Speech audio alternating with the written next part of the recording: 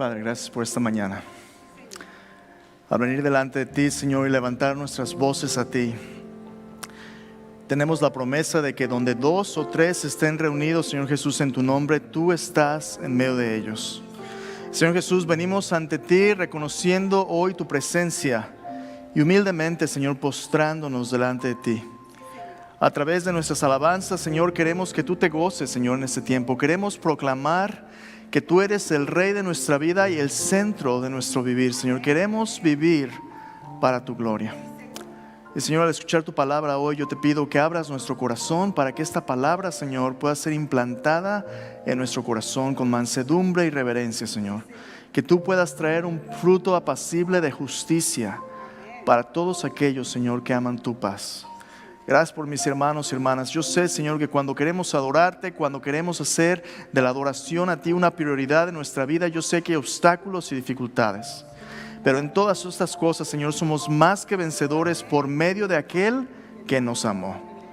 Por lo cual, Señor, estoy seguro de que ni la muerte, ni la vida, ni ángeles, ni principados, ni potestades, ni lo presente, ni lo porvenir, ni ninguna otra cosa creada nos podrá separar del amor tuyo, Señor, que es en Cristo Jesús, nuestro Señor. Y es en su nombre que te adoramos hoy. En el nombre de Jesús. Amén y amén. Así que, hermanos, os ruego por las misericordias de Dios que presentéis vuestros cuerpos en sacrificio vivo, santo, agradable a Dios, que es vuestro culto racional. No os conforméis a este siglo, sino transformaos por medio de la renovación de vuestro entendimiento, para que comprobéis cuál sea la buena voluntad de Dios, agradable y perfecta. Esas son las palabras de Pablo en Romanos capítulo 12, versículos del 1 al 2, hablándoles a creyentes, seguidores de Jesús, acerca de cómo Dios recibe nuestras vidas como un sacrificio vivo y agradable a Él. Antes, en el Antiguo Testamento, cuando Cristo todavía no había venido, las personas del pueblo de Israel venían a adorar a Dios y traían sus sacrificios, un corderito o un animal que era un sustituto por sus pecados. En unas ocasiones, algunas de las celebraciones, como en el día de la expiación, las personas ponían sus manos sobre el animal, representando que nuestras culpas caían sobre esta víctima inocente, quien tomaría nuestro lugar para que pudiéramos ser perdonados. Y ese sacrificio era un testimonio de nuestra culpa por nuestros pecados, porque la Biblia dice que la paga del pecado es muerte. Todos merecemos morir. Pero Dios, por su amor, Él provee un sustituto. El Cordero de Dios era un símbolo en la Pascua, era un símbolo en el sistema sacrificial de aquel que vendría para pagar nuestros pecados. Sabemos que el Cordero de Dios que quita el pecado del mundo es Cristo Jesús. En el cumplimiento del tiempo, Dios envía a su Hijo, nacido de la ley, conforme a la ley, nacido de mujer, dice Pablo en Gálatas, para liberar a todos aquellos que estaban durante toda su vida en esclavitud, en servidumbre. Dios, Cristo vino para liberarnos de la esclavitud de nuestros pecados y darnos vida, vida abundante. El Señor Jesús en Juan 10:10 dice, el ladrón no viene sino para robar, matar y destruir, pero Él ha venido para darnos vida, una vida abundante. La adoración a Cristo, como nos dice este pasaje de Romanos 12, es ahora el resultado de un sacrificio vivo. Dios no quiere que tú y yo muramos. Dios nos quiere vivos. Para eso Dios dio a su Hijo, nuestro Señor Jesucristo. Pero ya Cristo, habiendo pagado por nuestros pecados, Dios nos ha dado una vida nueva. Y nos invita ahora a venir a su presencia, no como personas que merecen la muerte, sino como personas perdonadas a quienes Dios ha dado una vida nueva. Cuando tú y yo venimos a adorar a Dios y nos unimos como su familia, 2 o 3 reunidos en el nombre de Jesús, Dios nos trae para sacrificar nuestras vidas, no para muerte, sino como sacrificios vivos. ¿Pero qué es un sacrificio vivo? Pablo ahí en Romanos dice, un sacrificio vivo es su culto racional. Esa palabra racional es la palabra en el griego lógico y significa literalmente aquello que tú ya has pensado y razonado y decidido hacer sin que nadie te obligue, sino por convicción, por decisión personal. Como sacrificio vivo, tú eres una persona que vienes a presentarte al altar de Dios, no para muerte, sino para vida. Tú dices, Señor, con mi vida yo te adoro. Cada vez que tú decides adorar a Dios y hacer de la adoración una prioridad en tu vida, quiero que sepas lo siguiente. Va a ser una lucha. ¿Notaste el versículo 2? El versículo 2 dice, presenten sus cuerpos como sacrificio vivo, santo, agradable a Dios, es vuestro culto racional. Cuando tú ya estás convencido de que el propósito de tu vida es adorar a Dios, mira lo que va a pasar. Dice, no os conforméis a este siglo, a este mundo, sino transformaos por medio de la renovación de vuestro entendimiento para que comprobéis cuál sea la buena voluntad de Dios, agradable y perfecta. ¿Qué va a suceder cuando tú decides poner a Dios primero en tu vida en adoración? Va a haber una lucha entre las fuerzas de este mundo que van a querer conformarte a la manera del mundo y la palabra de Dios que va a tratar de transformarte a la imagen de Dios para que tú descubras en tu propia vida que lo que más te conviene es la voluntad de Dios. La semana pasada el pastor Roberto nos habló un poquito acerca de qué significa volver a la normalidad. Hace un par de semanas dijimos que volver a la normalidad no es volver a nuestro ritmo de vida donde Dios está ausente y donde la pasamos trabajando y haciendo lo que queramos. Eso no es la normalidad que Dios quiere para nosotros. Dios, así como hizo con el pueblo de Israel cuando regresaron de la cautividad babilónica, Dios quiere que tengamos un nuevo ritmo de vida, un nuevo normal, que sea una reconstrucción de nuestras vidas, de un pasado donde nuestra vida estaba en cenizas. Dios quiere reconstruir nuestra vida. Dios quiere darnos un nuevo comienzo. ¿Y cómo lo va a hacer Dios? Dios lo va a hacer así como lo ha hecho antes con el pueblo de Israel, como lo hizo con la iglesia primitiva. Dios lo va a hacer estableciendo 3 principios fundamentales alrededor de los cuales Dios construye nuestra vida. Hermanos, esta serie de mensajes que vamos a estar hablando se va a tratar cada vez más acerca del plan que Dios nos ha dado para cumplir el llamado que Dios nos ha dado. En otras palabras, cada domingo cuando nos reunimos para adorar, iniciamos nuestro servicio diciendo, vamos a declarar la declaración de nuestra misión, ¿verdad? ¿Existimos para qué?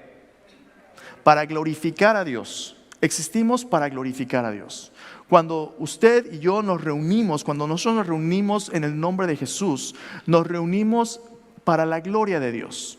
No para nuestro antojo, no para nuestros gustos, no para nuestras preferencias. Nos reunimos con el deseo de traer gloria y honra a Dios. Seamos muchos, seamos pocos, nuestro deseo es poner a Dios primero en nuestras vidas, darle gloria.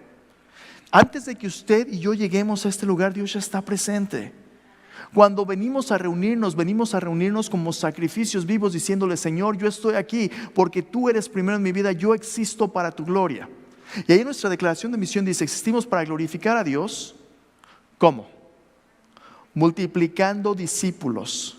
Un discípulo es una persona que aprende a vivir como Cristo, ¿verdad? Existimos para glorificar a Dios multiplicando discípulos que inviten a todos los pueblos a unirse ¿a quién? A Jesucristo. Note que cuando decimos vamos a glorificar a Dios, se trata de multiplicar la vida de Cristo en nuestras vidas y de hacer personas que inviten a otros a seguir a Cristo. Aquí no se trata de seguir a un servidor, al pastor Roberto, a cualquier persona de la iglesia. Se trata de seguir a Cristo Jesús. Cristo es el que nos da identidad, el que nos da unidad, el que nos da una razón de existir. Si el día de mañana por alguna razón no estamos aquí, adivine quién sí está. Cristo.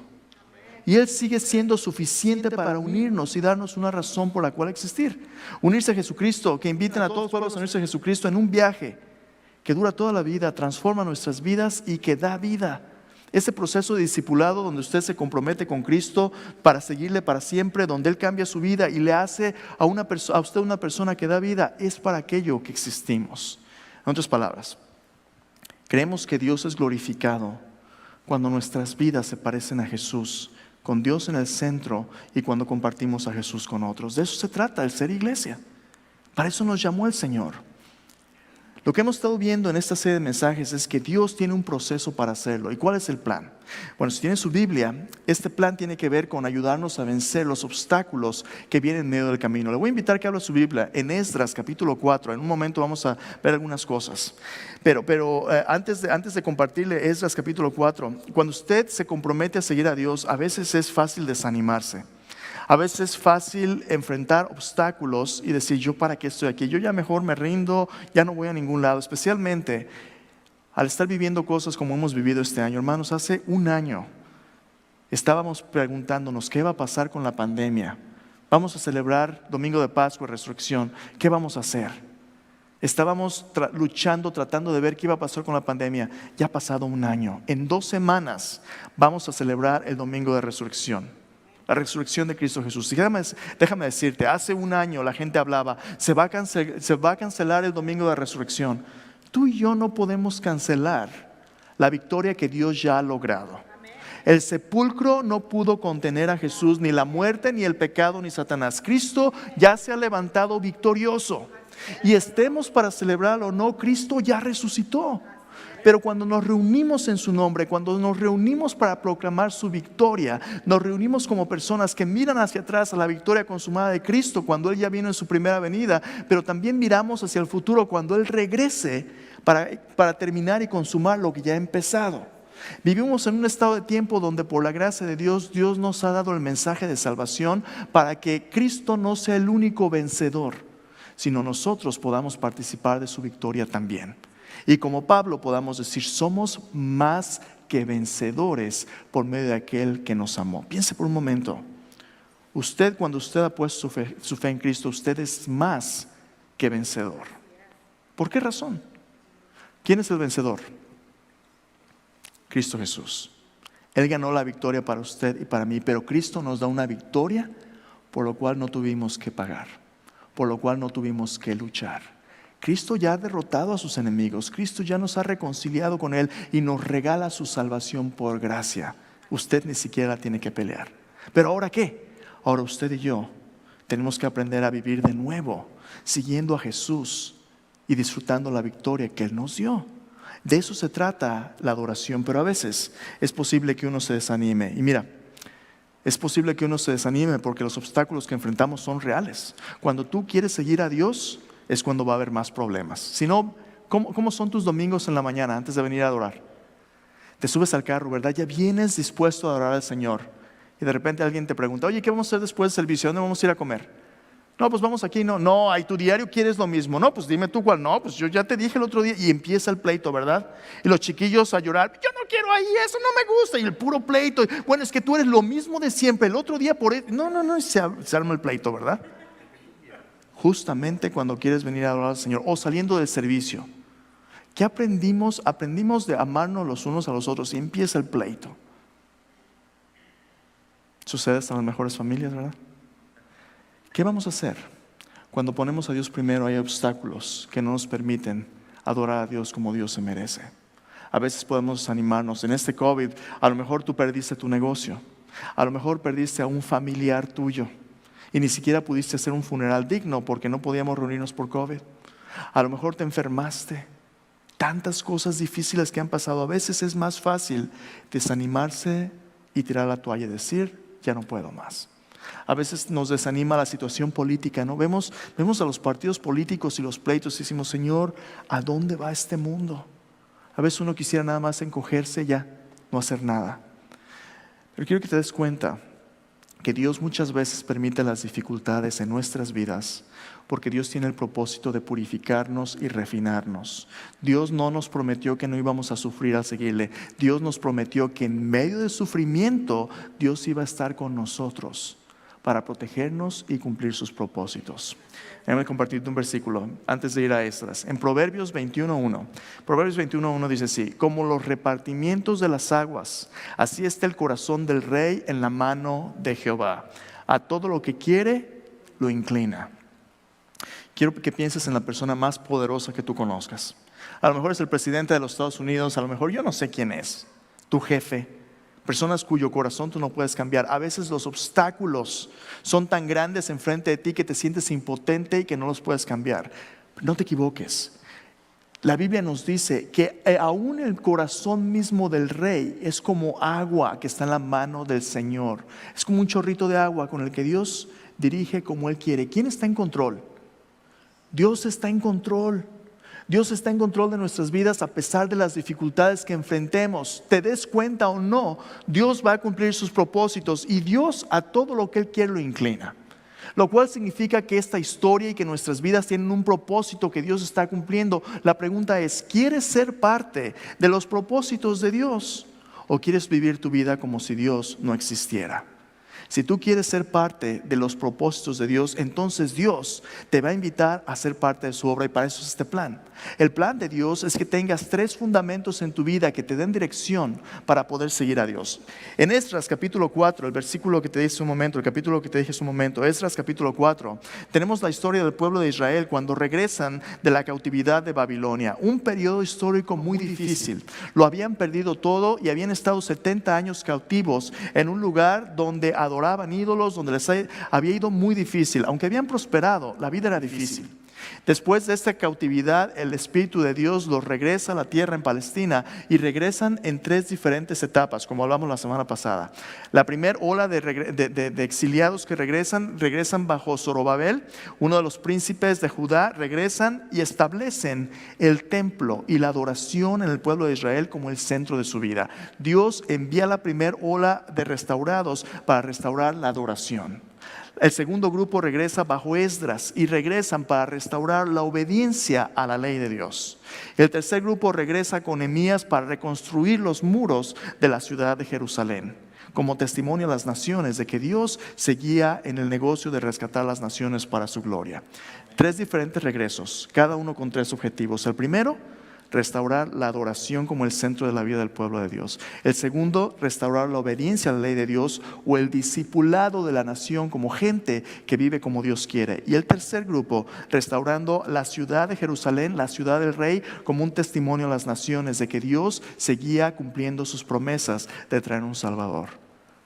Adoración, discipulado y misión.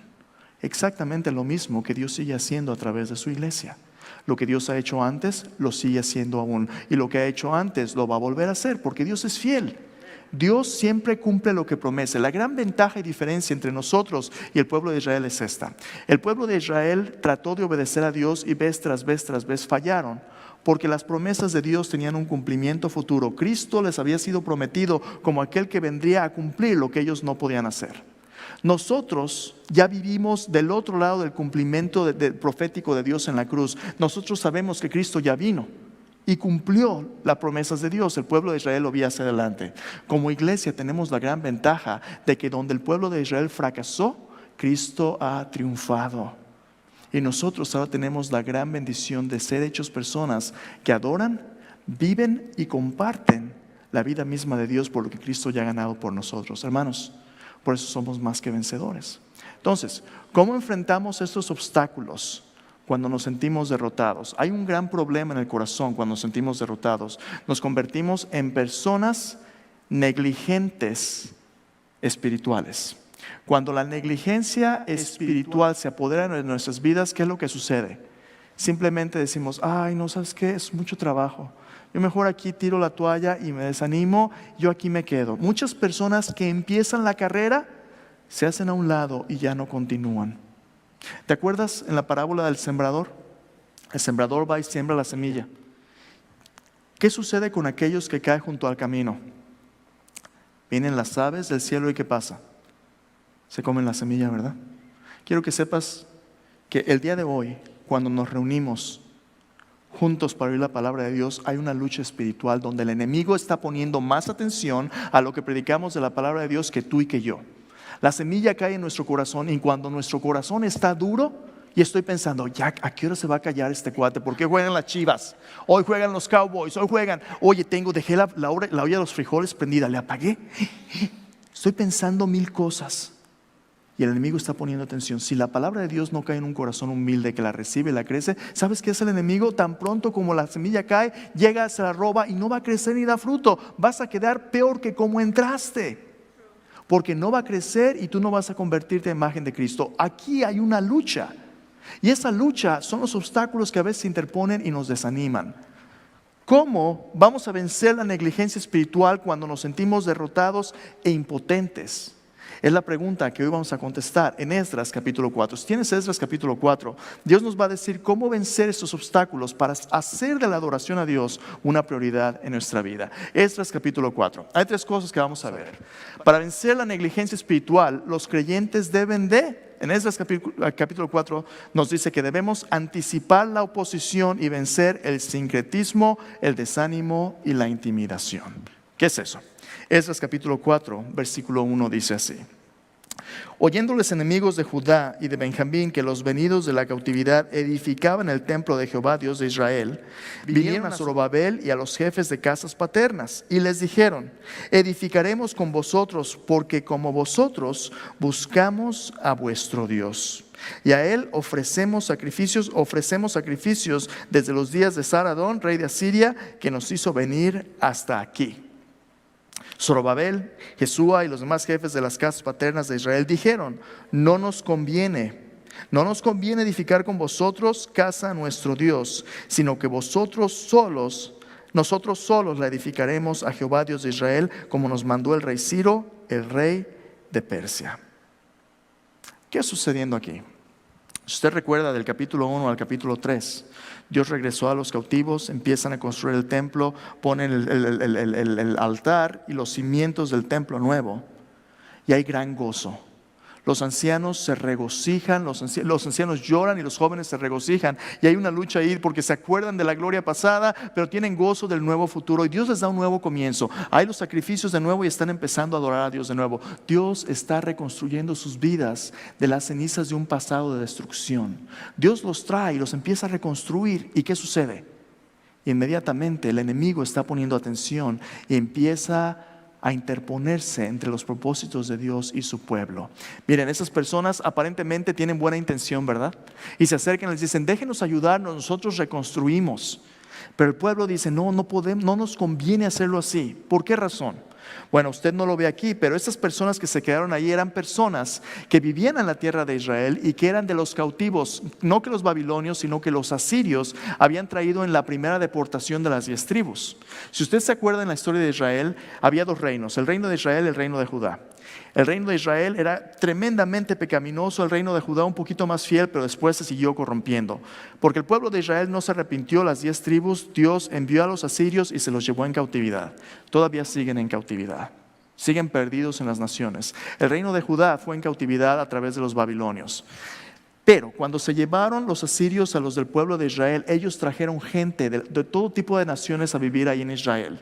¿Y qué era lo que hacían? Con esta gente ellos trajeron sus religiones y trajeron sus dioses. Al vivir ahí en el pueblo de Israel, ellos aprendieron cómo adorar al Dios de Israel, pero mezclaban su fe con la fe del Dios verdadero. En Segundo de Reyes, capítulo 17, 33 al 34, quiero que escuches lo que dice ahí. Ellos crearon una nueva fe, una nueva religiosidad que mezclaba la fe de Dios, la palabra de Dios, con las cosas del mundo. Lo que le leí en Romanos: el mundo trata de conformarnos a su imagen. Hablaban igual, decían: hoy vamos a celebrar Semana Santa, ¿no? Sí, Cristo murió y todo esto, pero no significaban lo mismo. Segundo de Reyes, capítulo 17, versículo 33. Quiero que escuches cómo vivían.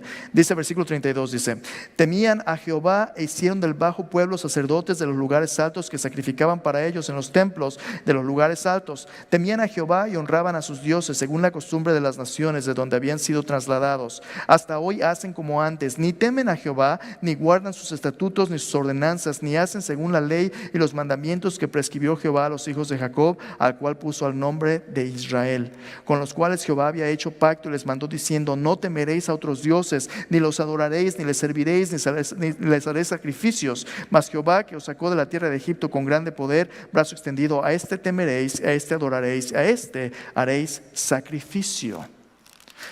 ¿Sabes por qué los que estaban restaurando el templo les dijeron: no podemos hacer equipo con ustedes, porque ustedes y nosotros no creemos lo mismo? Hablamos a lo mejor de la misma manera, no, nosotros también creemos en Cristo. Pero ¿qué significa Cristo? ¿Qué hizo por ti? ¿Sabes? Hay gente que sí te puede decir: Cristo murió por mí, resucitó al tercer día, el Vía Crucis y todo esto, ¿verdad? Pero esta gente piensa que la salvación es por sus buenas obras y por lo que Cristo hizo, ambos. Y la Biblia dice: no, por gracia sois salvos por medio de la fe. Esto no es de vosotros, es un don de Dios, no por obras, para que nadie se enorgullezca. Efesios 2, del 8 al 10. Sincretismo es la mezcla de la verdad de Dios y la mentira del mundo y de Satanás. Y Satanás utiliza esta mezcla para confundir a las personas y que no les resplandezca la luz del verdadero Dios. Dios nos ha llamado a ser un pueblo comprometido con el Dios verdadero. Yo me acuerdo, yo tenía 14 años cuando alguien me compartió el Evangelio y le di mi vida a Cristo. Hace 28 años de este caminar de seguir a Cristo. Yo tenía 14 años y una tía que yo tenía súper enojada porque yo me había hecho protestante. Ya eres de los aleluyas, ¿verdad? Ahí viene el aleluya, me decía. Está bien. Me dice, ¿cómo es posible que abandones la fe de tus padres? Que ya no le rindas reverencia al Papa, a la cabeza de la iglesia. Tía, la cabeza de la iglesia es Cristo. Aquí dice en Efesios, Cristo es la cabeza. No, pero es que tú estés revelado. Mira, 1 Juan capítulo 5, versículo 20 dice así. Es el versículo que mi amigo que me compartió el Evangelio me dedicó ahí en la Biblia. Dice, pero sabemos que el Hijo de Dios ha venido y nos ha dado entendimiento para conocer al que es verdadero. Estamos en el verdadero, en su Hijo Jesucristo. Este es el verdadero Dios y la vida eterna. Hijitos, Juan dice, versículo 21, 1 Juan 5, 21. Hijitos, guardaos de los ídolos. Este mundo, cuando tú pones a Dios, el Dios verdadero, como el centro de tu adoración, este mundo va a tratar de jalarte para que adores todo tipo de ídolos. La diversión, las imágenes, todo tipo de ídolos, y va a querer mezclar la verdad de Dios con la mentira de la humanidad. Pero ¿sabes qué? Así como el pueblo de Israel, Dios quiere que tú te mantengas fiel a Él, porque no te conviene recibir las obras del mundo. El sincretismo va a destruir la adoración al verdadero Dios. ¿Qué sucede cuando tú le dices no al mundo? Quiero que veas ahí, vuelve conmigo a Esdras capítulo 4. Una vez que les dijeron que no, en el versículo 4 dice, el pueblo de la tierra intimidó al pueblo de Judá y lo atemorizó para que no edificaran. Sobornaron además contra ellos a los consejeros para frustrar sus propósitos todo el tiempo de Ciro, rey de Persia, hasta el reinado de Darío, rey de Persia. Y en el reinado de Asuero, el principio de su reinado, escribieron acusaciones contra los habitantes de Judá y de Jerusalén. Y tú sigues leyendo todo el capítulo 4, empieza a haber una lucha. Porque el pueblo de Israel quiere dedicarse a la adoración de Dios, quieren construir el templo y el mundo se opone vez tras vez. ¿Y qué hacen? Los atemorizan y pagan mordidas, ¿verdad? Los sobornos para impedir la obra. Empiezan a hacer cosas que impiden que el pueblo se dedique a Dios. ¿Te ha pasado algo a ti así? A veces pasa incluso con aquellos más cercanos a nosotros, no, nuestra familia. A veces la familia se opone y cuando tú le das tu vida a Cristo, tu familia te dice, ay, sí, ya es más bueno que nosotros, ¿no? Ya no vienes a los convivios, que tú ya no haces. Qué bien nos la pasábamos cuando nos echábamos para la calor, ¿verdad? Y tú, no, yo ya no tomo, ¿sabes por qué? No, mientras eras un borracho, tú estabas bien. Jesús le dijo a sus discípulos, si ustedes fueran del mundo, el mundo los amaría. Pero porque yo los escogí del mundo, el mundo los odia porque me aborrecieron a mí primero. Si tú vas a seguir a Cristo, si tú vas a seguir al Dios verdadero como su adorador, sabe que eso te va a ganar la enemistad y oposición del mundo. Hay algunos de nosotros que por seguir a Cristo hemos perdido nuestros trabajos. Hay algunos de nosotros que por seguir a Cristo nuestras familias nos ha dado la espalda. Pero no te dé temor, porque Dios permite los obstáculos para que tú demuestres que Cristo realmente merece ser adorado. ¿Y sabes qué está el enemigo tratando de hacer? Saber cuál es tu precio hasta que le dé la espalda a Cristo. ¿Cuánto cuesta para que tú renuncies tu fe en Cristo? ¿Sufrimiento? ¿Qué va a costar? Algunos de nosotros nuestro precio es muy pequeño, ¿no? Diversión, placer. Cristo ha prometido que aquellos que creen en Él no los va a dejar ni desamparar. Pero Dios quiere que tú y yo anticipemos que va a haber oposición espiritual. Aquí, hermanos, es cuando muchos de nosotros decimos, ¿sabes qué? Esto está muy difícil, ahí muere, yo mejor me hago a un lado, tiro la toalla, ya no voy a la iglesia. No, pues puros problemas. No, yo así para qué, ¿no? Quiero que sepas, Cristo no te invitó a un picnic. Cristo te invitó a un camino, donde el camino fácil envía a la perdición, pero el camino difícil, donde pocos van, es el camino donde Él va. Cristo te invita a seguirle a Él. ¿Y qué sucede entonces?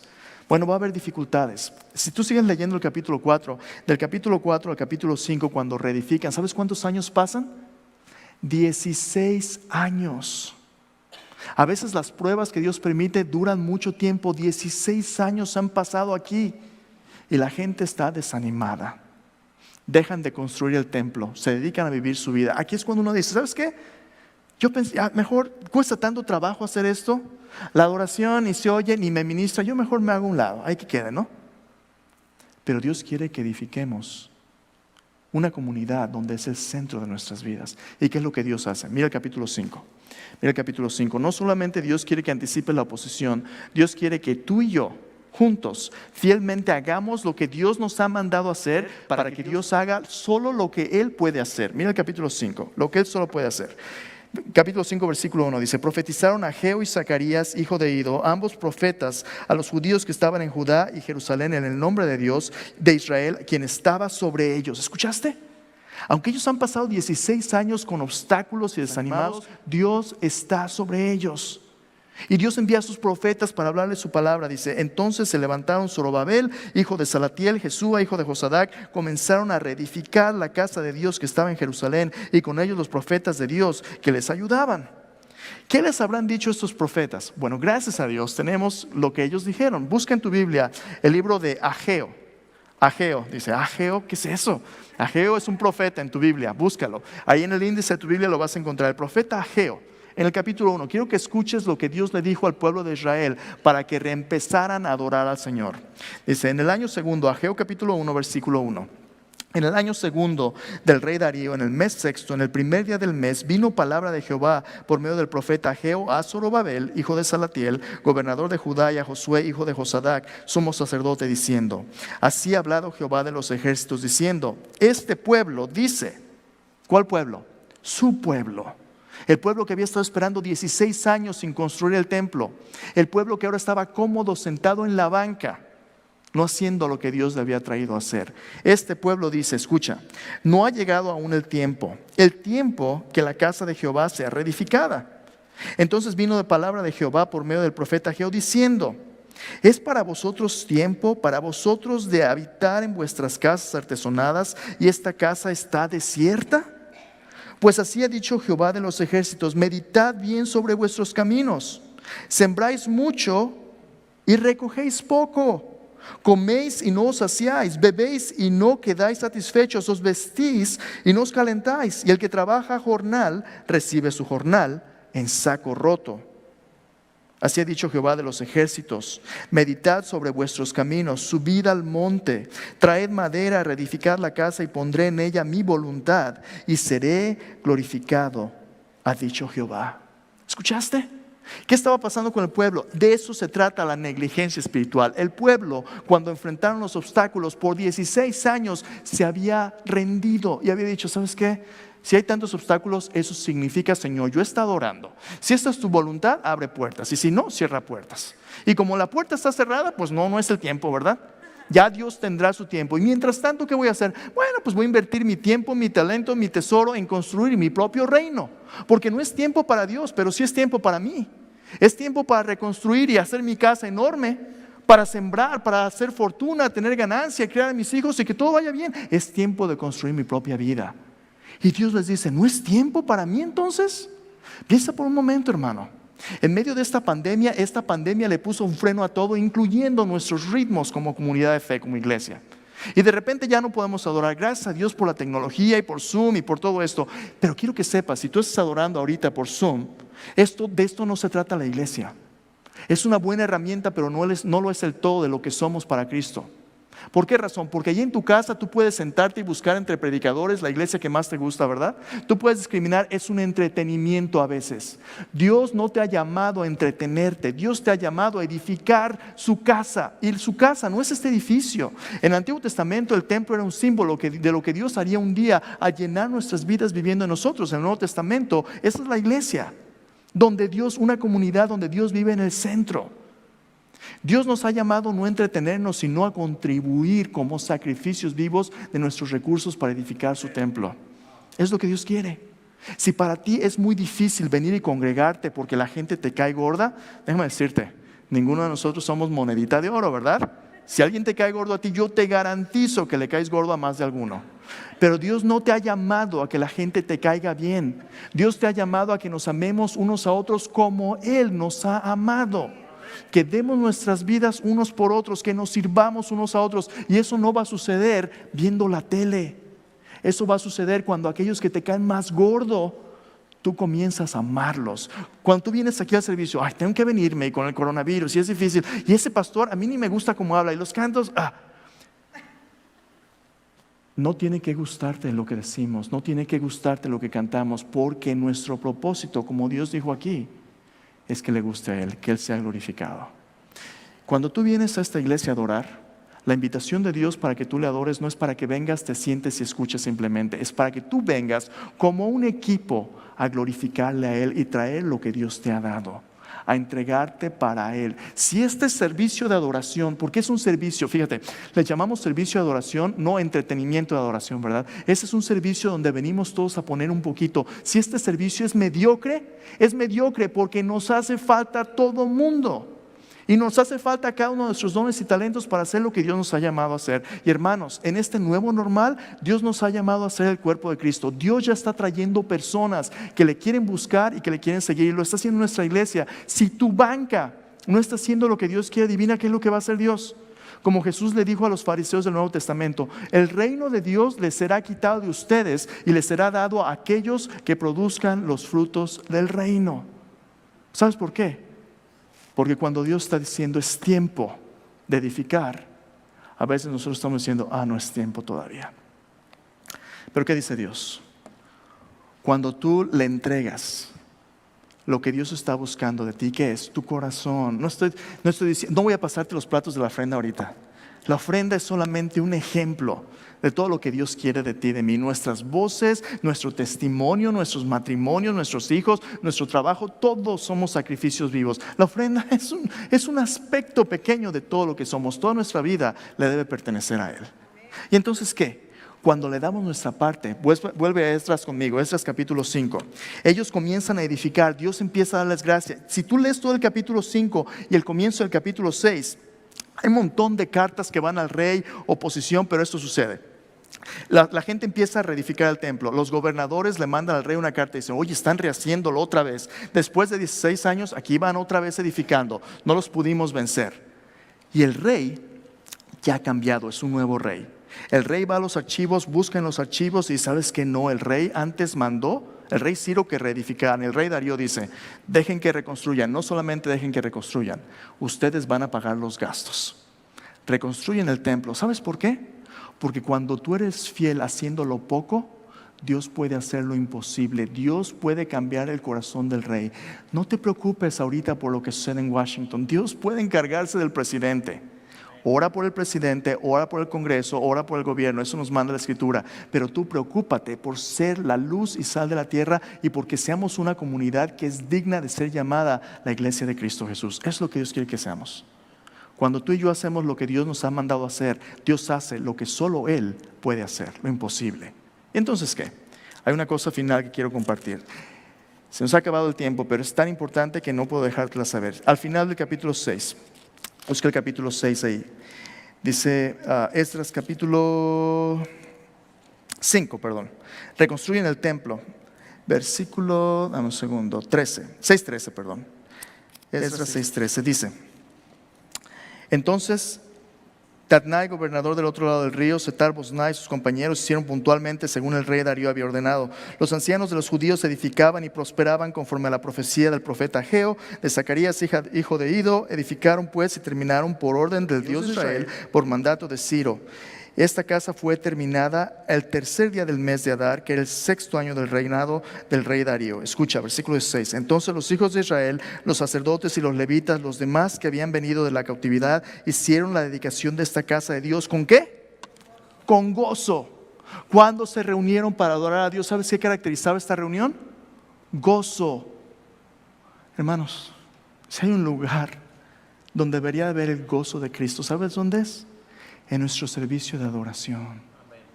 La Biblia dice: el gozo de Jehová es nuestra fuerza. Pero si no nos emociona, si no nos llena de gozo, cuando estamos cantándole al Dios vivo, nada nos va a llenar de gozo. ¿Sabes por qué a veces no hay gozo? Porque somos negligentes espiritualmente. Porque vivimos en una pereza y estupor espiritual que el enemigo nos nubla la vista para que no nos resplandezca el evangelio de la gloria de Dios en la faz de Cristo. No le estás cantando a cualquiera cuando vienes. Le estás cantando al Rey de Reyes y Señor de Señores. Ábrenos los cielos.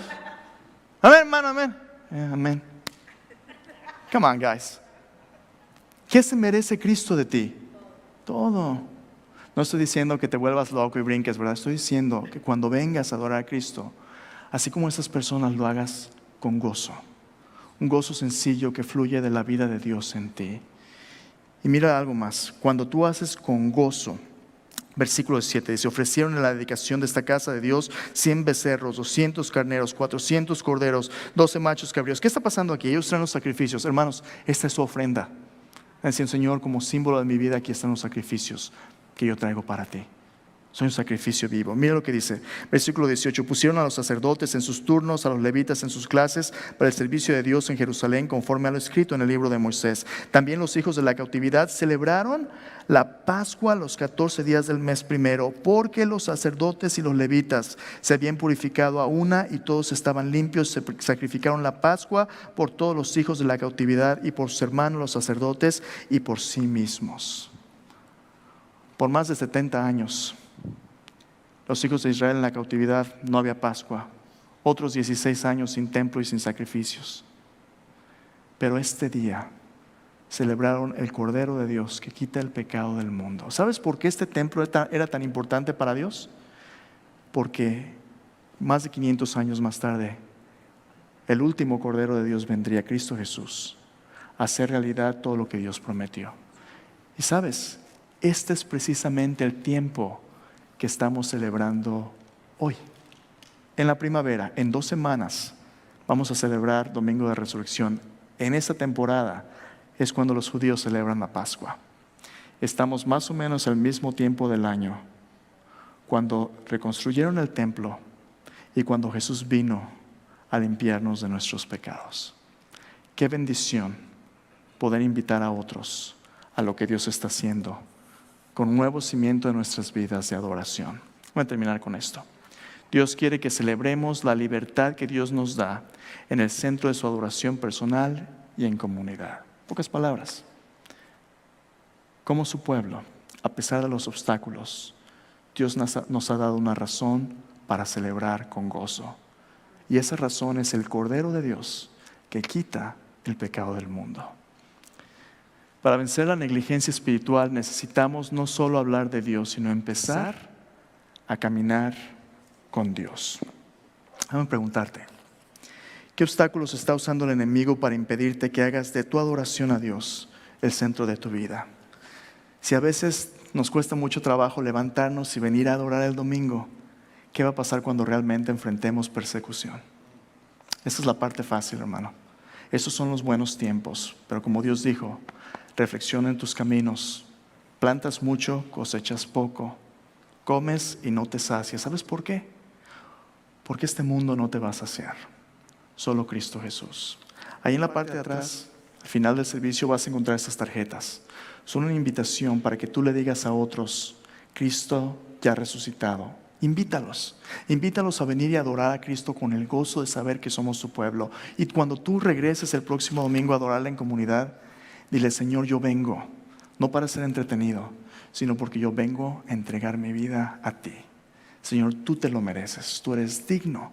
Y yo vengo a ti como un sacrificio vivo, santo y agradable a ti. Señor, ¿cómo te agrado a ti? Oremos. Ahí en tu lugar, habla con Dios. Si tú has estado dejando las cosas de Dios a un lado, si tú has estado siendo negligente, diciendo mañana voy a ponerme a cuentas con Dios, no dejes para mañana lo que Dios te da hoy. Hoy es el día aceptable, hoy es el día de salvación. Dile, Señor, perdóname por ser negligente con lo que realmente importa. Perdóname por dejar que mi trabajo, mi familia, mis cosas sean importantes, más importantes que tú. Señor, yo quiero que tú seas la prioridad número 1 en mi vida. Yo quiero adorarte a ti, a leer tu palabra y orar personalmente. Y cuando me reúno con mis hermanos, yo quiero ser parte de una comunidad donde tú eres el centro de nuestra vida, Señor. Queremos adorarte a ti. Señor, gracias por tú estar presente a pesar de los obstáculos. No dejes, Señor, que nada en este mundo me aparte de ti. No dejes que mi adoración tenga un precio que el enemigo pueda pagar, Señor. Tú eres precioso en mi vida y nada ni nadie se compara contigo. Yo hoy te adoro con mi obediencia, con mis ofrendas, con mis cantos, con mi presencia, con mi vida aquí y cada día en mi vida. Yo te adoro, Señor.